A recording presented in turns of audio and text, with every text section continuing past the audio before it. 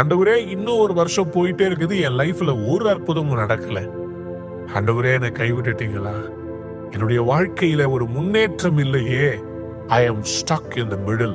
மத்தவங்க எல்லாம் முன்னேறாங்களே, நான் மட்டும் இங்க நடுவுல மாட்டிக்கிட்டு இருக்கிறேனே. இன்னைக்கு உங்களுக்கு தான் கர்த்தர் சொல்கிறார், சங்கீதம் 46:5, கர்த்தர் உன் நடுவிலே இருக்கிறார். உங்களுடைய படகை அசைக்கிறதுக்கு எத்தனை சூறாவளி காற்றுகள் வந்தாலும் ஒன்றும் உங்களை அசைக்க முடியாது. ஏனென்றால் தேவன் அது நடுவில் இருக்கிறார். இந்த மே மாதம் எனக்கு ஒரு அற்புதம் நடக்காதா என்று நீங்கள் புலம்பினதை கர்த்தர் பார்த்திருக்கிறார்.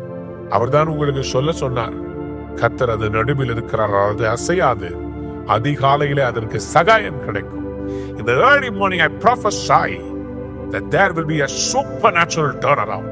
இந்த மே மாதம் நீங்கள் அதிகாலையிலே பொழுது புலர்வதற்கு முன்பாக தேவனுடைய சமூகத்திலே உட்கார போகிறீர்கள். கர்த்தர் உங்களுடைய பிரச்சனைகளை எல்லாம் மாற்றப் போகிறார்.